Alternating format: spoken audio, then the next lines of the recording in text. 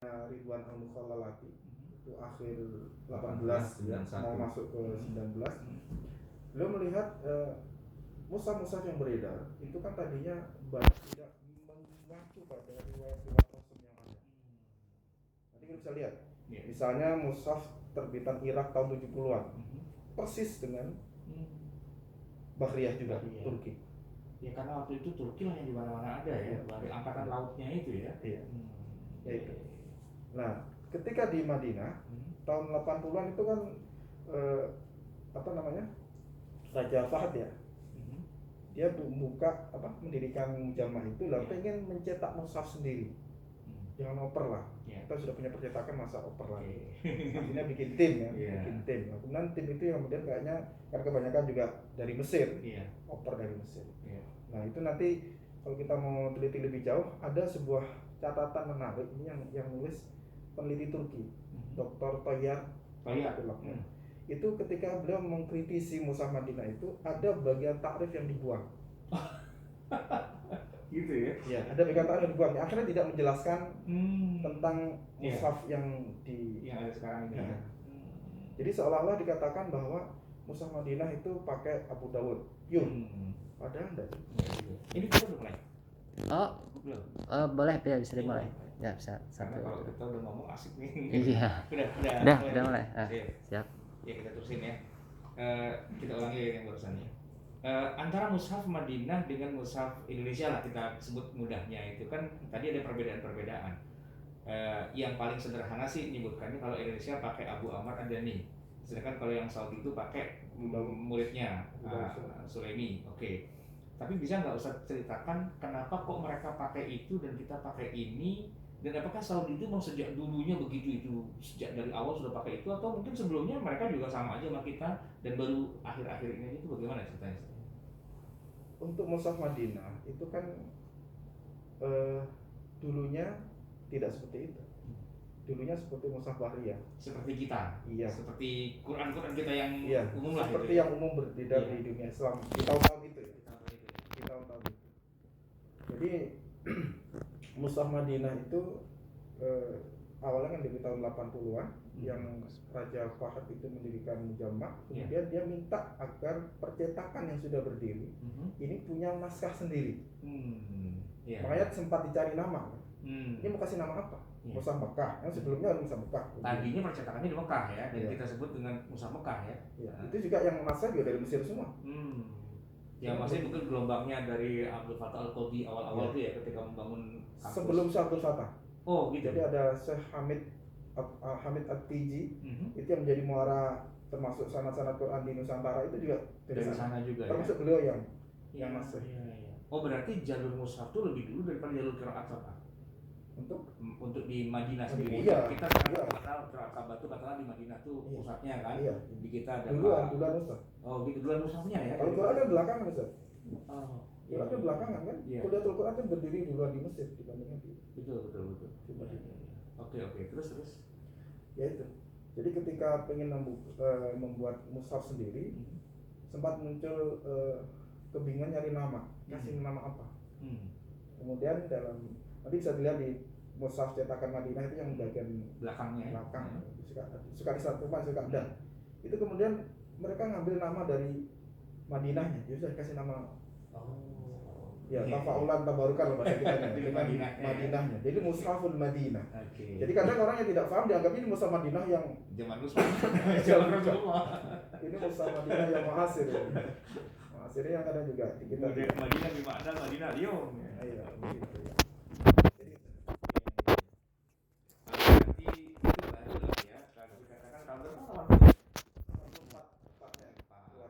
Sementara kalau kita dari 74, pembentukannya 74. Kita sebenarnya lebih dulu ya. Cuman keluar SK di 83 itu, kemudian 84 baru KMA Menteri Agama keluar. Yang 74 itu baru apa ya? Baru 74 kan muker pertama. Oh, mukernya ya. Muker kita musyawarah kerja yang syarat pengikut. Ya. Kemarin itu sudah dimulai dari 74 pertama itu. Dan itu kemudian berlanjut, tapi secara implementatif keluar mushaf standar kita Indonesia itu tahun berapa? 84 ya. 84. Di Komker 83. Kemudian keluar KMA 84. Itu sudah yang baru ya. baru yang sudah tidak sama dengan yang bahriyah itu ya Nah, istilahnya. yang bahriyah kemudian tadi kan sudah disinggung Pak Den. Yeah. Bahriyah itu menjadi salah satu dari mushaf standar. Jadi mushaf standar itu varian 3. Ada mushaf standar Utsmani. Jadi menyebutkan yang Rasul Utsmani tadi, mushaf standar Utsmani untuk orang awas yang tidak pojok. Yang tadi Ustaz bilang tulisannya Bombay, gemuk, itu kategorinya mushaf standar Utsmani. Kemudian ada mushaf standar Bahriyah. Khusus untuk hufaz itu distandarkan juga ya. Distandarkan juga. Dan para kiai mengizinkan dan membolehkan itu. Dan terakhir yang mushaf standar Bahriyah. Grade. Iya. Grade 3. Oh, iya. Tapi sekarang yang lebih masyhur yang kedua itu ya tadi ya. Nah, sekarang justru sebenarnya yang pertama. Cuman karena sekarang kan ada mushaf standar Utsmani yang dipojokkan. Iya. Bikin pojok maksudnya. Iya. Jadi kan banyak sebenarnya kan itu tanda bacanya bentuknya adalah mushaf standar Utsmani tapi formatnya pojok. Iya. Padahal dulu orang Kufah itu biasanya pakai yang Bahriyah itu. Tapi sekarang udah bergeser. Iya. Oh, gitu ya. Baik. Nah, sementara kalau yang Madinah itu cuma satu aja ya standarnya. Kalau kita tetap 3 ya, termasuk yang Braille itu ya. Iya. Oh, iya. Baik. Nah, berarti kalau yang Bahriyah yang hurufnya gede-gede kayak zaman dulu itu sekarang masih adakah di pasaran gitu dijual orang atau sudah nggak ada lagi atau gimana? Yang Bombay kali ya? Yang Bombay ya, sorry Bombay. Masih ya? Masih. Biasanya itu yang banyak pemakainya di pedalaman. Ya, di pondok atau di kampung-kampung atau iya, kapal kuda itu masih banyak. Oh, itu berarti Lajnah pun juga menganggap itu juga standar juga ya? Selama itu kan? Iya. Iya. Nah, artinya tidak dikatakan, oh itu udah nggak boleh dipakai, itu enggak ya? Nah, tetap itu dipakai, walaupun mungkin nanti kaidah-kaidahnya tuh berbeda gitu ya. Kaidah tadi yang digunakan ya katakanlah misalnya tadi alif itu ditulis apa tidak ditulis dan sebagainya itu hadaf atau dia tetap ada di situ mungkin beda-beda bisa jadi. Artinya gini, standar tapi punya beberapa versi dianggap sebagai standar juga. Kira-kira mirip seperti dulu Osman kemudian bikin standar tapi untuk sini beda, untuk situ beda, untuk beda gitu ya. Bisa. Standar Indonesia itu begitu ya. Dibandingkan dengan standar mushaf Madinah yang dia hanya satu versi itu saja. Baik. Pertanyaan berikutnya begini Ustaz. Yang dulu yang Bombay itu kan hurufnya gede-gede itu. Kalau yang sekarang udah kecil-kecil, itu kan berarti khattnya itu beda ya. Kita punya khattat sendiri dalam hal itu ya. Kalau yang Madinah kan punya siapa Utsman Paha ya. Kalau di kita siapa? Nah, kita sebenarnya gini ya. Setelah mushaf standar lahir itu kemudian memicu beberapa lembaga atau perorangan juga kan kita mengenal ada mushaf Atin juga, mushaf Istiqlal. Itu kan sebenarnya kan mushaf yang ditulis Latin kan perorangan nih, tapi mengacu ke mushaf standar. Sudah mengacu ke Oh iya dulu ada ya mushaf Istiqlal ya. Itu sudah standar. Walaupun formatnya mungkin bisa lihat tapi itu standar. Karena itu kembali lagi yang dimaksud mushaf standar adalah mushaf yang dibakukan cara penulisan, kemudian harokat, tanda baca dan tanda wakaf. Selama itu terpenuhi 4 ini, mau bentuknya seperti apa, Lajnah tetap masih. Iya, luar biasa ya, masya Allah. Ya, jadi kita banyak sekali mendapatkan masukan dan informasi yang mungkin selama ini kalau beliau-beliau sudah tahu karena beliau ahlinya. Masyarakat kita, umat Islam secara keseluruhan, bahkan para ustadz, para mubalik, para penceramah boleh jadi banyak tidak tahu nih. Jadi sebenarnya antum harusnya lebih banyak lagi muncul di tengah khalayak ya tentang sesuatu pencapaian yang sudah sangat luar biasa, bahkan tidak kalah dengan yang di Madinah juga ya, luar biasa yang kita. Kalau di Madinah itu kemudian kan dibagikan gratis harganya. Nah kalau kita ini tidak ya, apakah kita juga menerbitkan dan membagikan gratis juga? Ada yang kita berikan gratis. Oh gitu. Tapi ya terbatas. Ya terbatas. Makanya kita mengambil penerbit itu karena itu kan. Oh iya. Artinya kita harus istilahnya kalau semua jemaah haji, semua jemaah umroh itu semua dibagi gratis sebenarnya. Saya pernah tuh waktu di percetakan Madinah itu saya bilang saya nggak mau yang Indonesia, saya mau yang Maghrib gitu. Nggak boleh katanya, nanti kacau kalau di Indonesia. Iya. Nah sekarang gini, kemarin saya baru dibawakan oleh anak saya dari Mesir berbagai mushaf dengan berbagai macam qiraat yang berbeda-beda. Jadi ada yang ya hafaz lah seperti umumnya kita, tapi juga ada yang dari Afrika apa segala. Tapi memang diterbitkan oleh kayaknya satu penerbit cuma dengan berbagai qiraat dan sebagainya. Itu berarti kalau di Mesir itu mereka bikin dengan berbagai macam standar begitu, atau kalau kita kan di Indonesia kita sesuaikan lah dengan hafaz dengan asimnya begitu kan. Tapi kalau kayak di Mesir yang banyak sekali riwayat dan sebagainya, dan itu berkembang di semuanya, itu mereka bisa dia mencetak segitu banyaknya. Nah, pertanyaan gini, apa di Indonesia juga hanya kita membatasi pada asim dan hafaz saja, atau tidak juga kemudian membuka peluang untuk adanya Rasul Usmani yang sesuai dengan bacaan riwayat masing-masing qurra itu? Jadi di kita sebenarnya kalau kita melihat mushaf kuno ya, sebenarnya kita juga ada fungsi penelitian. Kita sebenarnya di manuskrip lama itu sebenarnya tidak hanya hafaz. Tidak hanya hafaz.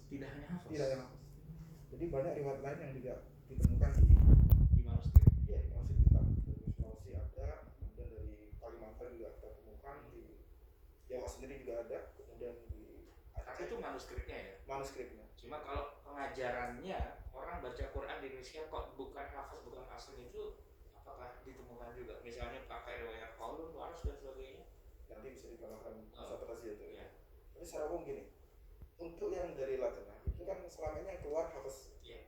Untuk riwayat non hafaz baru tahun ini yang kita susun riwayat qaul.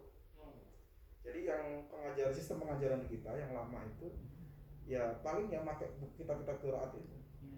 Jadi kitabnya Qurannya tetap hafaz gitu ya. Tapi kemudian cara bacanya disampaikan dengan cara bacanya. Oke. Nanti Pak Razi bisa nambahin gitu ya. Iya, gimana Pak Razi kira-kira? Iya. Kalau pengajaran qiraat di Indonesia berjalan, pertama setelah Kiai Arwani mengarang kitab Al-Qur'an, sampai sekarang di pesantren masih ada bacaan. Saya secara pribadi nih ya, setiap itu minggu saya katakan hari ini kolun, minggu ini kolun, besok waros, berkikiran. Tapi saya juga membaca hafaz. Artinya dalam bacaan keseharian bagi kalangan tertentu, qiraat sudah dilaksanakan. Tetapi memang kalau penerbitan Al-Quran di Indonesia itu ya hafaz, karena kalau ada yang mencetak kolon, siapa yang beli? Sementara di Mesir itu memang keilmuan tentang qiraat itu jalan semuanya. Dan penghuninya atau mahasiswa yang datang itu dari berbagai wilayah. Maka waros ada, kolon ada, sampai 10 gitu. Iya, lengkap. Bahkan dalam versi PDF-nya itu sudah ada 14 ya. Iya, 14. Karena 7 ya, itu masing-masing imam punya 2 perawi, jadi 14. Bahkan yang yang istilahnya yang syaz juga sebagian ada juga ya. Dimasukkan. Iya, luar biasa. Tapi berarti kita belum ada rencana ya untuk menerbitkan. Tahun ini kolon. Kolon Ya, kolon. Apa nggak takut dibilangnya dari Quran palsu gitu? Ya kan ada itu ya. Kan sekarang ini sudah marak pengajaran qiraat. Kalau dulu pas saya di pesantren dulu ya, di pesantren tertentu untuk mempelajari qiraat harus hafal Quran dulu. Syaratnya berat ya. Okay. Kalau sekarang sudah orang nggak hafal Quran pun boleh mempelajari, dan semakin banyak ya ustaz atau kiai yang membuka seperti itu, meringankan. Ya Yasin sendiri juga begitu. Ya Yasin itu sebetulnya kalau standarnya itu kalau pengen belajar qiraat ya hafal Syatibi. Tapi karena di Indonesia nggak mungkin, maka sudah yang penting ikut ngaji saja. Nah, itu menjadi semarak, semakin semarak. Oke, sudah banyak ya. Iya, dan masyarakat sekarang sudah nggak terlalu kaget, ada bacaan yang berbeda. Yang penting di depannya dijelaskan ini qiraat qaulun. Maka sudah bisa menerima. Baik. Berarti kalau semakin marak itu kebanyakannya di mana, Ustaz? Apa di kampus, apa di lembaga pengajaran Quran begitu, semacam kayak di masjid-masjid gitu, di majelis taklim, atau di mana? Iya, di pengajian-pengajian itu. Karena tipe orang-orang sekarang kan pengen tahunya tinggi. Ketika tahu ini kolon, wah saya nggak tahu ya, pengen belajar gitu. Jadi hirohnya itu yang sangat. Misalnya kalau masyarakat awam nih, para pemirsa di rumah, Ustaz, saya mau belajar qiraat sabah dong. Itu kemana? Kalau saya sih karena saya mahasiswa IKI, saya kenal Pak Asim, saya kenal Pak Tony ya, sebenarnya ngaji aja kepada beliau berdua, gitu kan? Saya hanya bisa menyebutkan itu karena saya tahunya beliau berdua. Tapi apakah ada lembaga-lembaga khusus yang mengajarkan qiraat sabah? Pondok pesantren rata-rata ada. Pondok pesantren yang tahfidz Al-Quran. Berarti harus ke pesantren. Iya. Atau di Lajnah ini, Lajnah kan banyak yang ahli juga, karena mereka juga lulusan dari pesantren yang mempelajari qiraat. Berarti saya bisa bilang gini, mau belajar qiraat sabah ke Lajnah aja. Iya. gitu ya. Salah Nanti satunya ketemu bisa. dengan antum-antum di sini ya. Ada di sini ada beliau itu yang berdiri sambil nasih itu beliau juga ahli qiraat juga. Tapi maksud saya itu nanti pribadi-pribadi atau Lajnah memang buka semacam kayak kursus-kursus qiraat sab'ah gitu. Kedepannya mudah-mudahan iya ada kelas-kelas Atau misalnya buka proyek besar misalnya di Masjid Istiqlal atau di masjid mana begitu ada dibuka pendaftaran qiraat sab'ah gitu, belum ada ya? Belum ada. Artinya itu masih sifatnya individu-individu lah ya. Jadi tergantung beliaunya punya waktu kapan dan sebagainya. Ayo kalau mau ngaji ke tempat saya gitu kan. Nah, gitu. Karena selama ini ya saya cuma punya 2 itu aja. Karena mungkin yang saya kenal kan. Tapi kalau misalnya di bawah Lajnah begitu misalnya kan itu luar biasa kan, karena ada pengajaran baca Quran itu dengan qiraat sab'ah yang memang sudah resmi, dan kemudian kalau mau belajar silahkan datang hari apa, jam berapa, tempatnya di mana, pendaftarannya berapa dan sebagainya begitu. Itu ada rencana juga kan? Iya, ada rencana.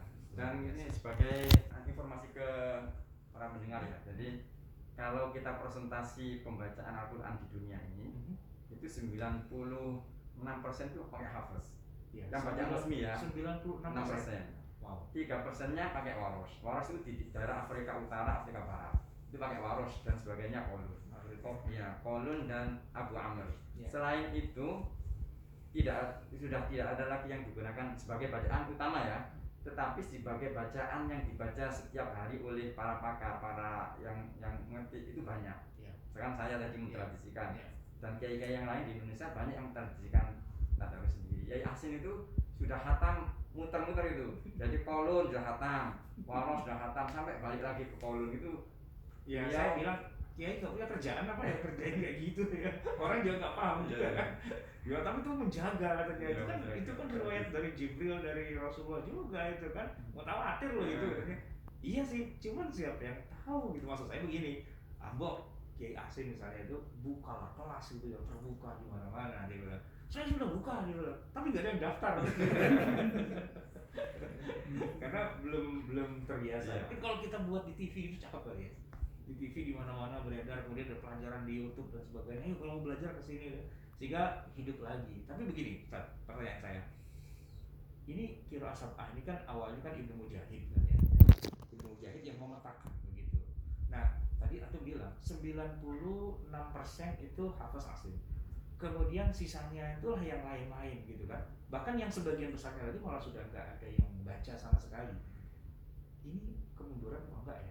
Kita menganggap ini kemunduran atau apa kira-kira? Ini bagian dari datangnya hari kiamat itu ditandai dengan hilangnya Al-Quran. Nah, itu gimana kira-kira? Gimana ya, banyak perspektif kan. Artinya begini, dulu Al-Quran diturunkan dengan beragam bacaan itu karena untuk menampung beberapa logat yang memang tidak bisa. Jadi wadduha itu sudah logatnya orang ya sana, orang dari mana tuh? Amin. AA Jamian itu orang Indonesia enak AA, tapi orang itu masih nggak bisa tashil ada tashil. Jadi dulu pada awalnya itu menampung itu, tapi ketika sudah selesai Al-Quran turunnya, jadi terus orang atau cara pembelajarannya itu otomatis yang paling sederhana dan bisa diwakili oleh tulisan itu yang paling berkembang. Salah satunya qiraat hafiz. Jadi kalau hafiz, kalau kita belajar 1 juz gitu ya, 29 itu baca sendiri sudah kemungkinan salahnya kecil. Meskipun dalam pengajaran Al-Quran nggak boleh, harus talaqit, nggak boleh juz. Tapi kalau waros, dia belajar 1 juz, baca sisanya dijamin salah semuanya. Karena tidak bisa diwakili oleh buku, tetapi harus talaqit. Itu mungkin salah satu faktor kenapa salah satu qiraat menjadi dominan. Ini kemunduran atau tidak?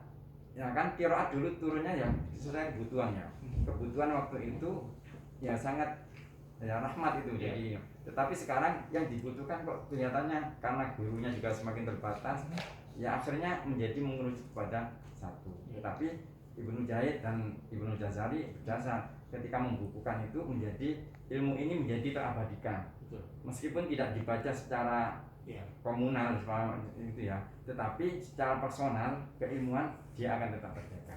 Maksud saya sekarang begini, apakah ada kewajiban buat kita untuk juga tetap menjaga 7 qiraat atau 10 yang mutawatir itu? Gimana? Ya mungkin ya fardu kifayah kan. Fardu kifayah ya. Iya, karena kalau fardu ain ya nggak mungkin lah. Karena tidak itu, seluruh orang itu.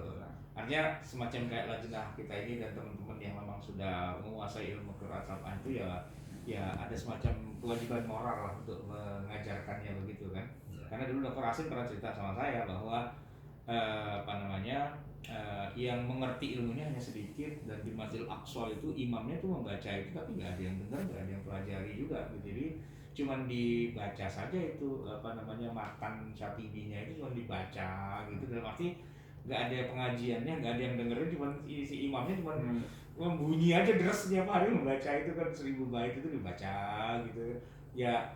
Alasannya ya siapa lagi yang mau belajar itu hari ini, uang sekarang ini orang lebih masalahnya adalah ini ngejanya bisa apa enggak kan, malah ke ikro, ke qiraati, ke yang begitu-begitu kan, ketimbang yang qiraat yang sudah panjang lebar gitu. Baik, saya kira kita sudah cukup panjang juga nih ya bicara dari tadi kemana-mana. Saya ucapkan terima kasih banyak nih kepada bapak-bapak ustadz berdua. Semoga sukses tugas-tugasnya berjalan terus, dan semoga ilmu yang ada di beliau-beliau berdua ini bisa dimasyarakatkan di tengah masyarakat kita, dan semakin menguatkan ilmu Al-Quran dan ilmu bacaan Al-Quran, termasuk juga mushaf, basmala dan sebagainya. Semoga menjadi amal kebaikan buat kita semua yang akan menjadi pemberat timbangan amal kita nanti di akhirat. Semoga Allah menjadi saksi atas semuanya ini. Itu yang bisa saya sampaikan. Mohon maaf atas segala kekurangan. Hadanallahu wa iyyakum ajma'in. Wallahul muwaffiq ila aqwamit thoriq. Wassalamualaikum warahmatullahi wabarakatuh. Terima kasih. Oke.